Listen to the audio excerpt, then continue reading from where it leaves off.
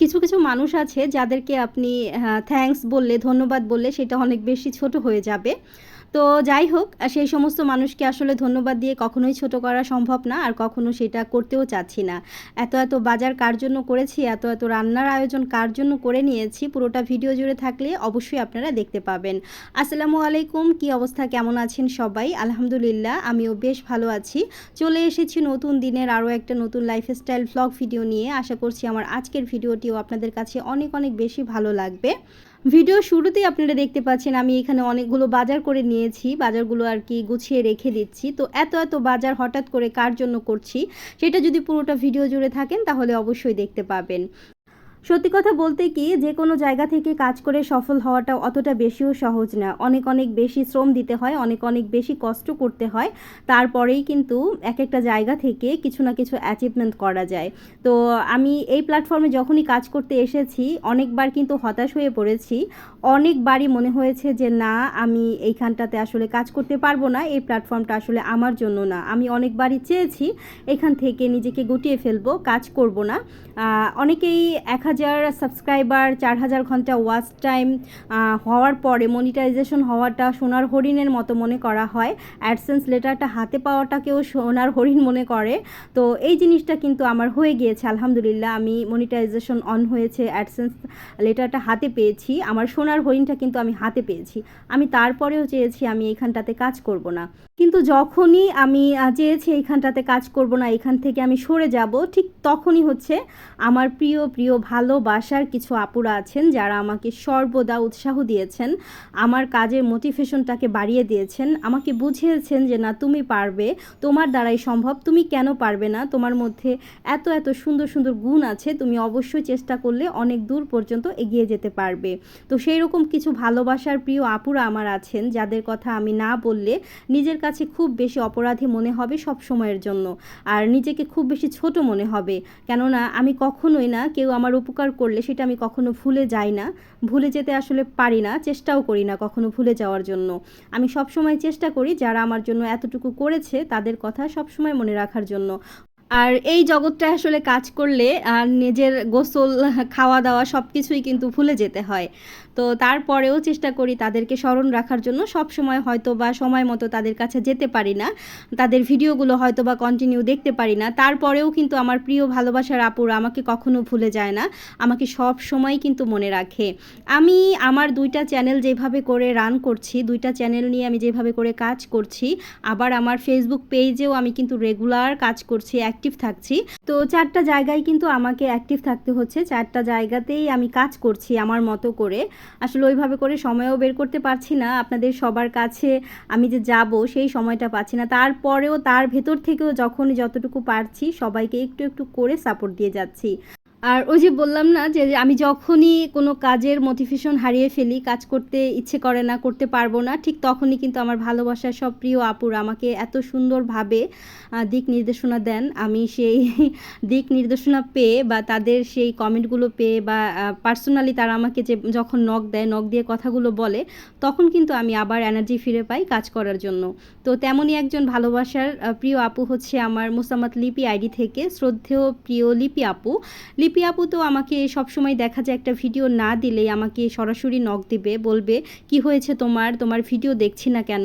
তো লিপি আপু আমাকে সেদিন হোয়াটসঅ্যাপে বলছিল যে মারুসোনা তুমি কেমন আছো, তুমি কেমন জানি সবার থেকে দূরে সরে যাচ্ছ, একটা লাইভ করো, দেখবে ভালো লাগবে, লাইভ করার আগে আমাকে একটা মেসেজ দিও। আপুর এই মেসেজটা পাওয়ার পরেই আমার কাছে মনে হয়েছে যে আমি আপনাদের কতটা ভালোবাসার, আমার ভালোবাসার প্রিয় হার্ট আপু এত সুন্দর করে যখন মেসেজটা করলো, এটাই আমারই বারবার মনে হচ্ছিল যে আমি আপনাদের কাছে কতটা ভালোবাসার, আপনাদের মনে আমি কতটা জায়গা করে নিতে পেরেছি। তা না হলে কিন্তু এইভাবে করে আমার খোঁজটা আপু নিতেন না। তো যাই হোক, আপু আমাকে যথেষ্ট পরিমাণ ভালোবাসেন, সবসময় আমাকে অনেক অনেক বেশি সাপোর্ট করেন, অনেক অনেক বেশি ভালোবাসা দেন। সাধারণ একজন দর্শক কিন্তু আপু, আপুর কোনো চ্যানেল নেই, তারপরেও আপু চেষ্টা করেন সবাইকে অনেক অনেক বেশি সাপোর্ট করার জন্য। এর পরবর্তীতে আরও যে আপুরা আছেন তারা সবারই মোটামুটি চ্যানেল আছেন, সবাই কিন্তু কম বেশি সাপোর্ট করে যান। এখানে আমি আসলে আজকে কারো নাম বলতে পারছি না, কারণ আমি যদি কারো নাম এখানে মেনশন করি, বলে দেই, তাহলে হয়তো বা কারো নাম বলতে পারবো না, আপনারা অনেকেই কষ্ট পাবেন। সেই কারণে আর এখানে আমি আলাদাভাবে কারো নাম বললাম না। কে কে আমাকে সাপোর্ট করেন সেটা নিশ্চয়ই আপনারা কম বেশি যারা আমার ভিডিওগুলো দেখেন কমেন্টসগুলো দেখলেই কিন্তু বুঝতে পারবেন প্রতিনিয়ত কে কে আমাকে সাপোর্ট করে যাচ্ছেন। তো সেই ভালোবাসার সমস্ত প্রিয় ভালোবাসার আপুদের মধ্যে থেকেই একজন ভালোবাসার প্রিয় আপু আসতে যাচ্ছেন আমার বাসায়। তো কে আসতে যাচ্ছেন সেটা তো অবশ্যই বলবো। তার আগে চলুন আপনাদের সাথে এই যে দেখিয়ে দিচ্ছি আমি কি কাজকর্মগুলো আর কি করে নিচ্ছি, ভিডিও রিলেটেড কিছু কথাও আপনাদের সাথে একটু শেয়ার করছি। এখানে হচ্ছে আমি একটু চালের ব্যাটার করে নিচ্ছি। চালগুলো আগে থেকে আমি ভিজিয়ে রেখেছিলাম। আতপ চাল, কিছু পোলাওয়ের চাল দিয়েছি সাথে, আর ভাতের চাল, 3টা চাল একসাথে মিক্সড করে আমি ভিজিয়ে রেখেছিলাম। আমি তেলের পিঠা বানাবো সেই জন্য। আর এটা কিন্তু রাত তখন প্রায় 12:30 বাজে, তখন আমি এই কাজটা করে নিচ্ছিলাম বৃহস্পতিবার রাতের বেলা। তো দিনের বেলায় তো বাজারগুলো করে সুন্দরভাবে সব কিছু গুছিয়ে নিয়েছি, আর অন্যদিক থেকে আমি এখন তেলের পিঠা বানাবো সেই প্রিপারেশনটা নিয়ে নিচ্ছি। আর এত বেশি খারাপ লাগছিল যখনই পিঠাটা বানাতে যাব, সব কিছু রেডি করে চুলার পাশে গিয়েছি, ঠিক তখনই আমার গ্যাস শেষ হয়ে যায়, সিলিন্ডারের গ্যাসটা আর কি শেষ হয়ে যায়। তো এত রাতে তো কোনোভাবেই সম্ভব হচ্ছিল না। যাই হোক, পরবর্তীতে আমি আমার ইন্ডাকশন যে চুলাটা রয়েছে বা ইনফ্রারেড চুলাটা রয়েছে সেটার মধ্যেই পিঠাগুলো বানানোর জন্য ট্রাই করছিলাম, কিন্তু কোনোভাবেই পিঠাগুলো আমি বানাতে পারছিলাম না, একদম পারফেক্ট হচ্ছিল না। আর সব সময় চেষ্টা করি মেহমান আসার আগের দিন অনেক কাজগুলো আগে রাখার জন্য, যাতে করে পরের দিন খুব কম সময়ের মধ্যে কাজগুলো করে নিতে পারি, আর গেস্ট এলে যেন তাদের সাথে একটু গল্প করতে পারি। তো আমি এই যে পিঠা বানানোর জন্য সব কিছু প্রসেস করে নিয়েছি। তো আমার পিঠা ওরকম সুন্দর হয়নি। একটা পুডিং বসিয়ে দিয়েছি রাইস কুকারে, আর অন্যদিক থেকে গরুর মাংসটাকে আমি সুন্দরভাবে একটু ভুনা করে নিয়েছি। তো এত কিছু আমি আগে থেকে করে রাখার পরেও কিন্তু পরের দিন আমি মেহমান আসার আগেই আর কি সব কিছু কমপ্লিট করতে পারিনি। তারা 1টা বাজে এসেছে, আর আমি তাদের রান্না শেষ করতে করতে আমার প্রায় 2টা 2:30টার মতো বেজে গিয়েছে। তো মাঝখানে অবশ্য এই সময়টা লাগতো না, সকালে আবার আপনাদের ভাইয়ার আমি একটু বাহিরে গিয়েছিলাম, যেই কারণে হচ্ছে এই সময়টা আমার লেগেছে।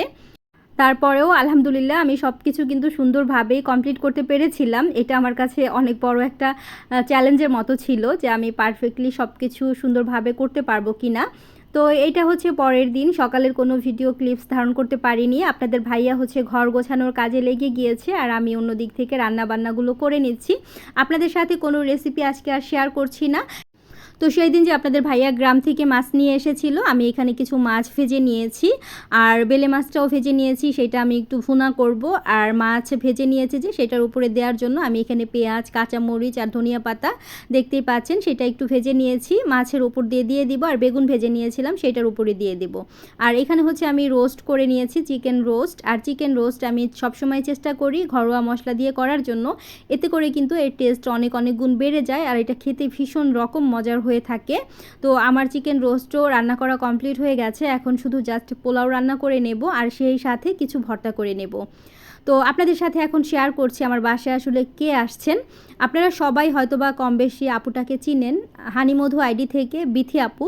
আমার অনেক ভালোবাসার প্রিয় একজন আপু হচ্ছে বিথি আপু ওরফে হানি আপু, যাকে আমি হানি আপু বলেই ডাকি।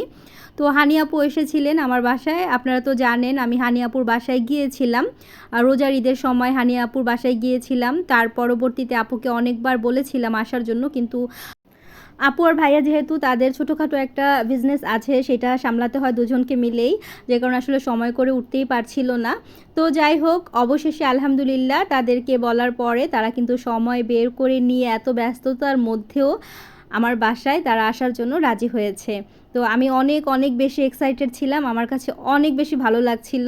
আর হানি আপুর ভালো লাগা দেখে আরও অনেক বেশি ভালো লাগছিল, কারণ হানি আপু এত করে চাইছিল আমার বাসায় আপু আসবে। আসলে সত্যি কথা বলতে আপু ওইভাবে করে হয়তো বা কোথাও যায় না বেড়াতে। আপু সবসময় বলে যে আপু আমি কোথাও তেমন একটা যাই না। তো আমি যে আপুকে আমার বাসায় আনতে পেরেছি, এইটা আমার জন্য সত্যি বলছি অনেক বড় একটা পাওয়া ছিল। তো আমি এখানে রান্নাবান্নাগুলো করে নিয়েছি, সব কিছু কিন্তু টেবিলে সাজিয়ে নিয়েছি। তো আমি এখানে হচ্ছে একটু গরুর মাংস রান্না করেছিলাম, বেগুন ভাজা, চিংড়ি মাছের দো পেঁয়াজা করেছি, আর এখানে ভর্তা করেছি, ঢ্যাঁড়স ভাজি করে নিয়েছি, আর হচ্ছে চিকেন রোস্ট করেছি। অন্য দিক থেকে হচ্ছে আমি মাছ ভেজে একটু উপর থেকে পেঁয়াজ কাঁচামরিচ দিয়ে দিয়েছি, বেলে মাছটাকে ভুনা করে নিয়েছিলাম। আর আপুকে বলেছিলাম আপু পাট শাক এনেছে গ্রাম থেকে, আমি কি সেটা ডাল দিয়ে রান্না করব? আপু আমাকে বলেছে হ্যাঁ আপু আমার অনেক পছন্দ। আপুর জন্য একটু পাট শাকের ডাল করেছি, একটা পুডিং করে নিয়েছিলাম। তো এই খাবারগুলোই ছিল। আর ভর্তার মধ্যে আমি বাদাম ভর্তা করেছি, তিল ভর্তা করেছি, ডাল ভর্তা করেছি, রসুন ভর্তা করেছি, আর বেগুন ভর্তা করেছি। প্লেন পোলাও করেছি, সেই সাথে সালাদ করে নিয়েছি। আপুরা চলেও এসেছেন অলরেডি, এসে কিন্তু এই যে দেখতেই পাচ্ছেন বাচ্চাদের খাওয়ানোর জন্য বসে গিয়েছেন। তো আমি আপনাদের সাথে আপুকে শেয়ার করতে পারলাম না, এটা হচ্ছে আপুর ছেলে আব্দুল্লাহ। আর এসেছেন তো এসেছেন, আপু কিন্তু আমাদের সবার জন্য একটু একটু করে ভালোবাসা নিয়ে এসেছেন। রাইমার জন্য একটা মেকআপ বক্স এনেছেন, একটা লিপস্টিক এনেছেন, মাথার একটা হেয়ার ব্যান্ড এনেছেন, মানে মোট কথা রায়ানের জন্য একটা গাড়ি নিয়ে এসেছেন। মানে কখনোই সে খালি হাতে আসতে পারবে না। তার বাসায় যখন গিয়েছি এত এত ভালোবাসা দিয়ে দিয়েছেন, আবার যখন এসেছেন তখন কিন্তু আমার জন্য নিয়ে এসেছেন।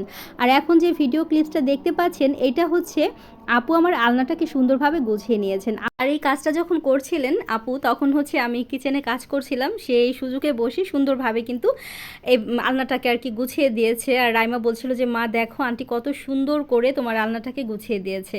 তো আপুর সাথে আমার যখনই কথা হতো ফোনে, আপু কিন্তু আমাকে বলতো যে আমি তোমার বাসায় যখন আসবো তখন দুই বোন মিলে তোমার পুরোটা বাসা সুন্দরভাবে আমি গুছিয়ে দেব। তো আপু কিন্তু তার কথাটা রেখেছেন। আরও কী কী কাজ করেছেন সেটা অবশ্যই আপনাদের সাথে আমি শেয়ার করব। ভিডিওটা পুরোটা সময় জুড়ে থাকলে কিন্তু দেখতে পাবেন। এখানে দেখতে পাচ্ছেন আপু আসার সময় আমার জন্য কিন্তু নারিকেল নাড়ু নিয়ে এসেছে নিজের হাতে, ভাইয়া আপু দুজন বানিয়েছে রাত জেগে। তারপর নিয়ে এসেছে এক হাঁড়ি নাড়ু ছিল, সবগুলো কিন্তু খাওয়া শেষ হয়ে গেছে। আপনাদের ভাইয়া, গোলাপ, আমি এত এত বেশি মজার ছিল নারিকেল নাড়ুগুলো, বলে বোঝানোর মতো না। সেই সাথে ফল নিয়ে এসেছি এরকম ডালা সাজিয়ে। আর সিরামিকের যে হাঁড়ি বাটি পটটা দেখতে পাচ্ছেন, এটাও কিন্তু আমার জন্য আপু গিফট হিসেবে নিয়ে এসেছেন। আপু জানেন আমি সিরামিকের জিনিস অনেক বেশি পছন্দ করি, সেই কারণে এটা নিয়ে এসেছেন। আর এই যে ফলগুলো দেখতে পাচ্ছেন, আপুকে আমি যখন বললাম যে তুমি এরকম ডালা সাজিয়ে কেন নিয়ে এসেছো, আপু আমাকে কি উত্তর দিয়েছে জানেন? সে বলল যে একজন ইউটিউবারের বাসায় যাব, সেটা কি যেমন তেমন করে নিয়ে যাওয়া যায়? আপুর চিন্তা চেতনা দেখেই না আমি ভীষণ রকম অবাক হয়ে গিয়েছি যে সে আমাকে আসলে কোন স্থানটাতে যে দেখতে চান, কোন জায়গাটাতে যে সে আমাকে বসিয়েছেন, সেটা আমি আপনাদেরকে বলে বোঝাতে পারবো না। আর আমি ভাইয়াকে অনেক অনেক ধন্যবাদ জানাচ্ছি, কারণ ভাইয়া না চাইলে কিন্তু আপুর দ্বারা সম্ভব না এত কিছু করা। কারণ হাজব্যান্ড না চাইলে কোনো স্ত্রী পারে না এইভাবে করে অন্য কাউকে এতটা ভালোবাসতে, এতটা সাপোর্ট দিতে, যেটার জন্য ভাইয়াকে আমি অনেক অনেক ধন্যবাদ জানাচ্ছি। আর সত্যি কথা বলতে আমি যে আপনাদের হানিয়াপুর বাসায় গিয়েছিলাম, তখনও কিন্তু আপনাদের ভাইয়ার কারণেই গিয়েছিলাম। আপনাদের ভাইয়া চেয়েছিল বিধায় কিন্তু আমিও যেতে পেরেছি। এত ভালো মনের একজন মানুষের সাথে আমি পরিচিত হতে পেরেছি কাছ থেকে। এতদিন তো সে আমাকে সবসময় ফোনে বলতো, আমার ভিডিও দেখে আমাকে কমেন্টস করতো, আমাকে এত সুন্দর সুন্দর কমেন্টস আপু করতো, সেটা তো আমি কম বেশি আপনাদের সাথে সবসময় শেয়ার করেছি। আর এখন আমি আপুকে কাছ থেকে দেখতে পেরেছি। সত্যি বলছি, আপুকে কাছ থেকে দেখার আমার অনেক দিনের খুব বেশি ইচ্ছে ছিল। সেই ইচ্ছেটা আমার সুন্দরভাবে পূরণ হয়ে গিয়েছে আমি যখন আপুর বাসায় গিয়েছিলাম। আপু যে এত এত আয়োজন করেছিল আমার জন্য, সেটা তো আপনারা সবাই জানেন, সবাই দেখেছেন।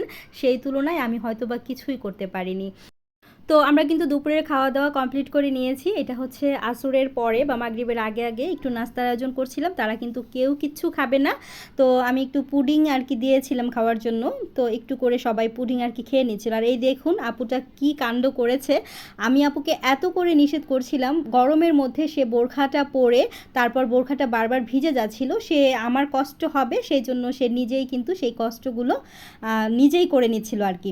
সে আমাকে এগুলো কিছুই করতে দিবে না। সে বলছিল বারবার যে তুমি এত কষ্ট করে রান্নাবান্না করেছো, এত কিছুর আয়োজন করেছো, আবার এগুলো তুমি কষ্ট করে ক্লিন করবে সব। সে কোনোভাবে এটা মেনে নিতে পারছিল না। আমি কিন্তু ভাইয়াকেও বলেছি, আপনাদের ভাইয়াও রাগ করছিল আমাকে।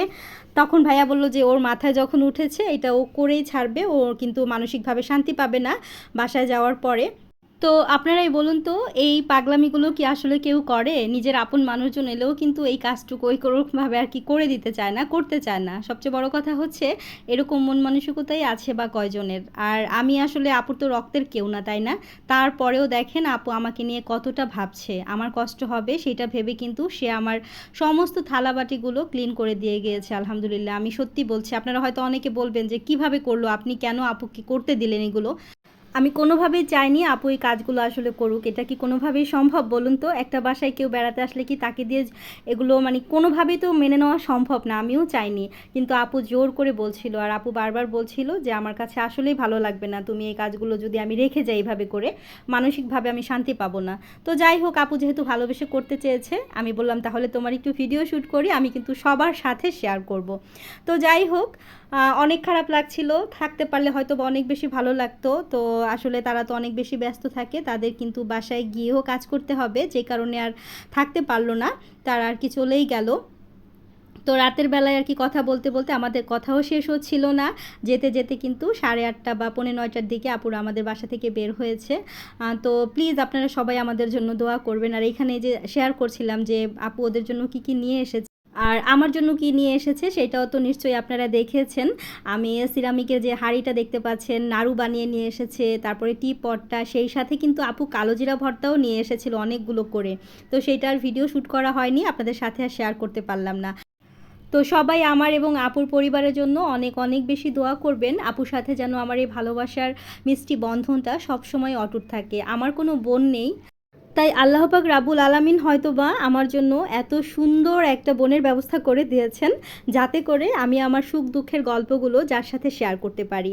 তো সবাই আমাদের জন্য দোয়া করবেন। ভিডিওটি ভালো লাগলে অবশ্যই কমেন্ট করে জানাবেন। আজকের মতো বিদায় নিচ্ছি। আল্লাহ হাফিজ। আসসালামু আলাইকুম।